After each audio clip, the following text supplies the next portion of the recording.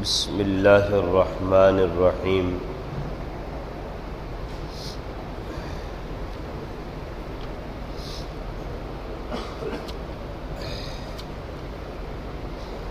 وَلَا تَطْرُدِ الَّذِينَ يَدْعُونَ رَبَّهُمْ بِالْغَدَاةِ وَالْعَشِيِّ يُرِيدُونَ وَجْهَهُ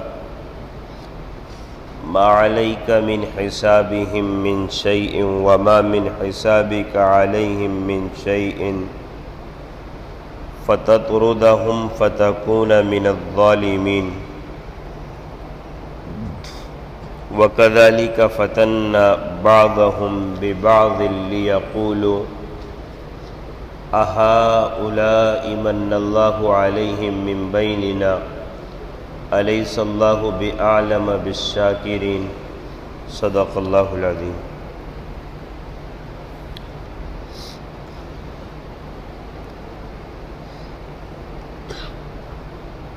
اس آیت کریمہ کی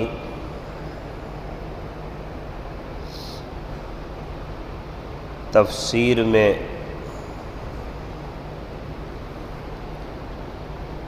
یہ بات لکھی ہے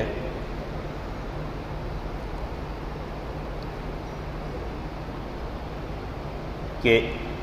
بعض انسانوں نے انسان ہونے کے باوجود انسانیت کو نہیں پہچانا، اور انہوں نے انسان کو کہا کہ یہ بھی ایک جانور ہے، بس ہوشیار جانور ہے۔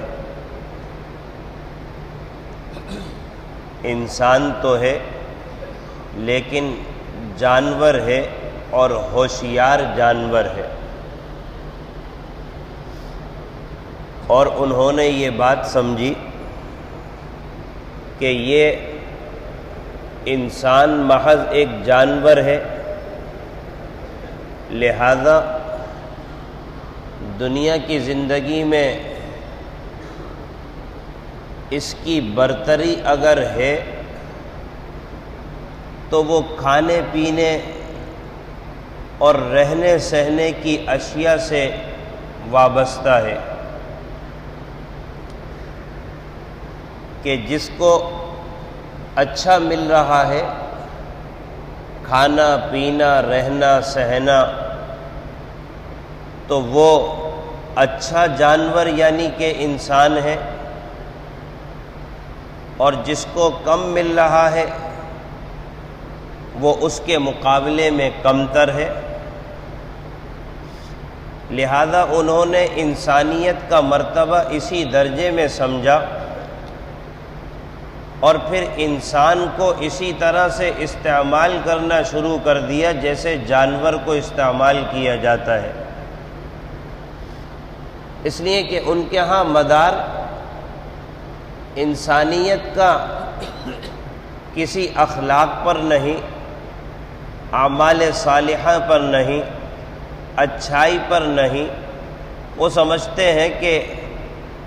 انسان جس کو کھانا پینا اچھا نصیب ہو جائے تو اس کی کامیابی ہے اور وہ کامیاب ہے، اور جس کو یہ چیزیں نصیب نہ ہو تو وہ ناکام اور نامراد ہے۔ انہوں نے انسانیت کو یہ سمجھا، اور پھر یہ سمجھتے رہے کہ دنیا میں یہ انسان رہ رہا ہے، بس یہی سب کچھ دنیا ہے، یہاں جس کو اچھا کھانا پینا مل گیا تو اس کی کامیابی ہے، جس کو یہ سب کچھ نہیں ملا اس کی ناکامی ہے۔ جبکہ حضرات انبیاء علیہم السلام نے آ کر اس بات کی تعلیم دی کہ نہیں، انسان اور جانور میں فرق ہے، انسان اور جانور میں فرق ہے۔ جانور کا تعلق آخرت سے نہیں ہے، انسان کا تعلق آخرت سے ہے۔ لہذا جب انسان کا تعلق آخرت سے ہے تو جہاں تک کہ رہ گئی بات کھانے پینے کی ہے تو اس میں انسان کی کامیابی کا مدار نہیں ہے، بلکہ اصل زندگی تو انسان کی آخرت ہے، لہذا جو ہمیشہ ختم نہ ہونے والی زندگی ہے اس میں اصل کامیابی کا اعتبار ہے۔ اور کھانا پینا یہ تو دنیا سے تعلق رکھتا ہے، جو ایک فنا ہو جانے والی چیز ہے،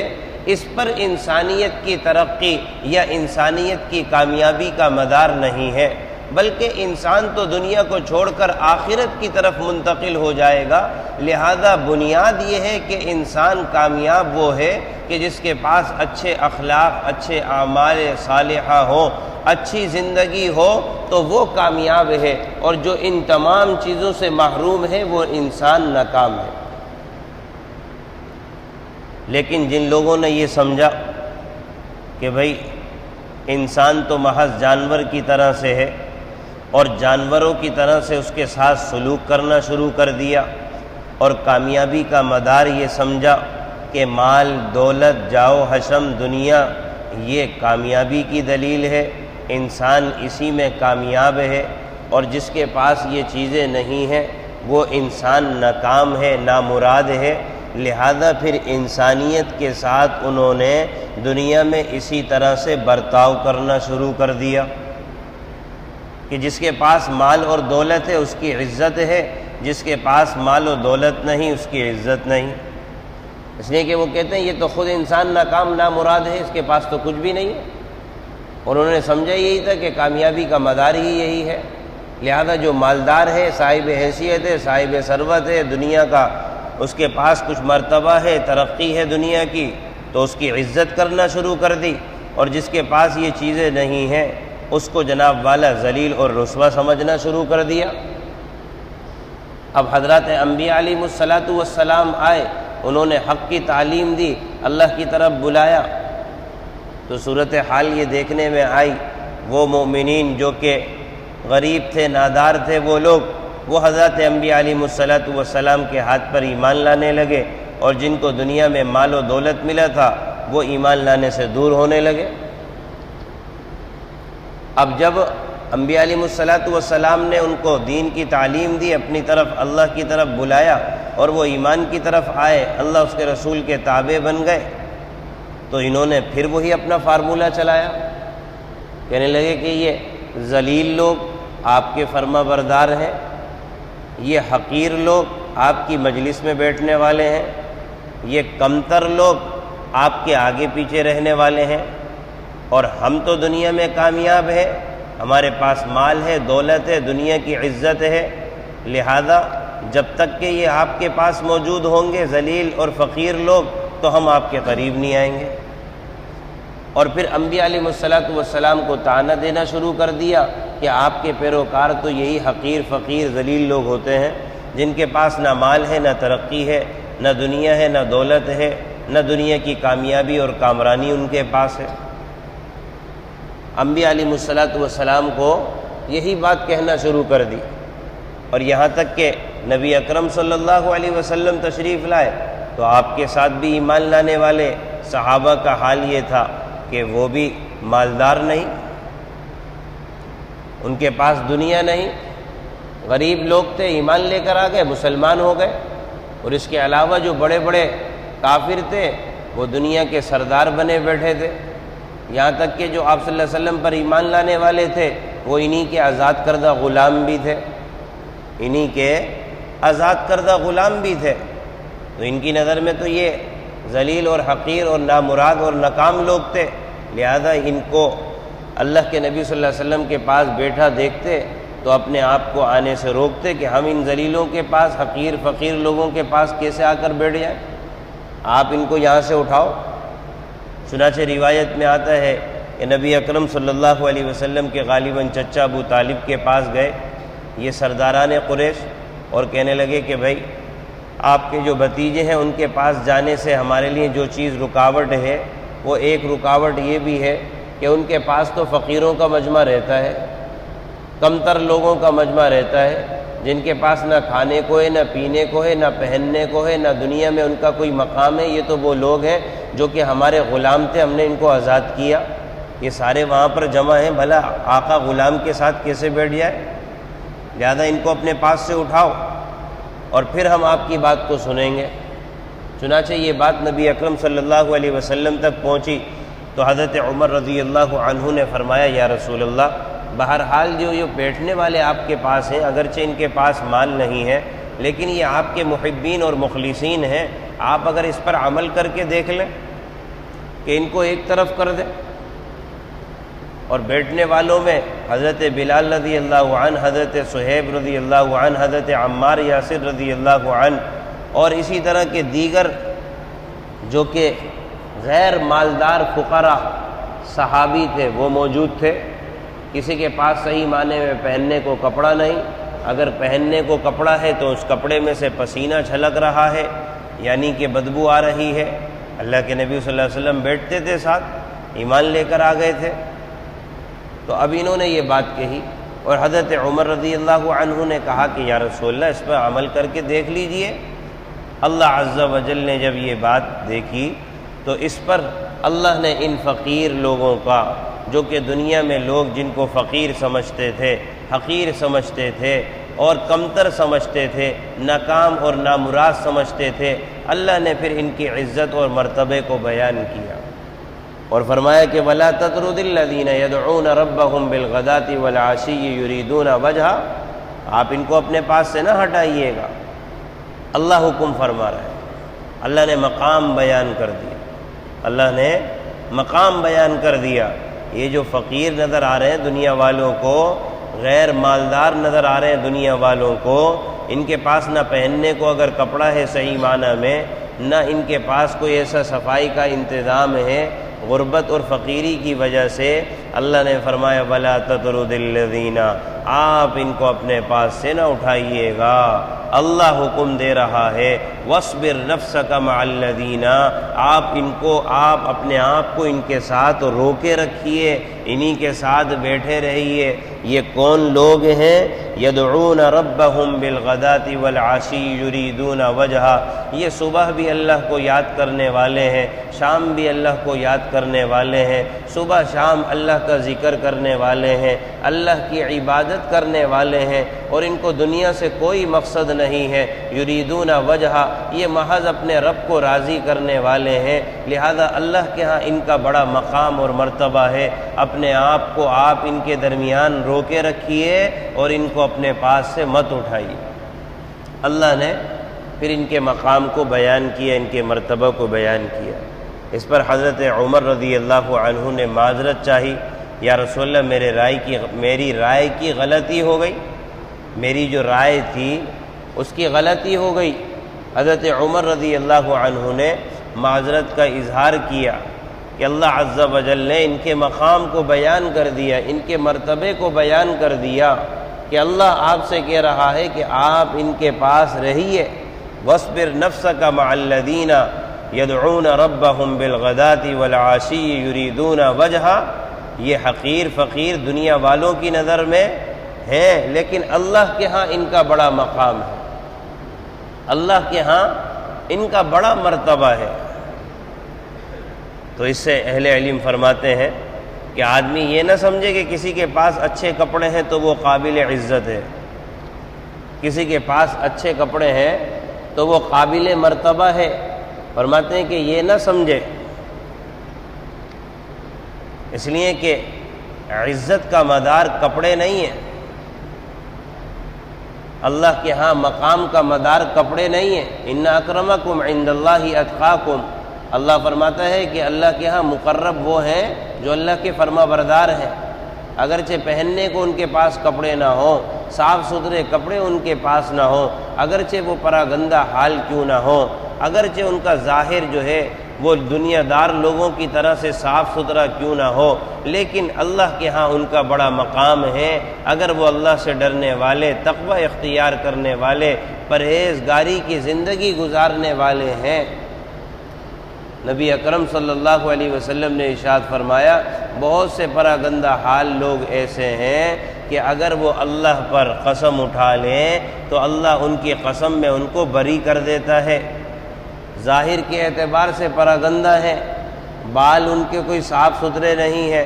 ظاہر ان کا کوئی اچھا نہیں ہے، ان کے کپڑے جناب والا کوئی اچھے نہیں ہیں، لیکن اللہ کے ہاں ان کا بڑا مقام ہے، مرتبہ ہے۔ تو آدمی کسی کے ظاہر پر نہ جائے کہ اس کے پاس پہننے کو اگر صاف ستھرے کپڑے نہیں ہیں تو اس بنیاد پر وہ ذلیل اور حقیر ہو گیا، اور ہمارے پاس پہننے کو کپڑے ہوں تو ہم صاحب عزت ہو جائیں، اس پر مدار نہیں ہے۔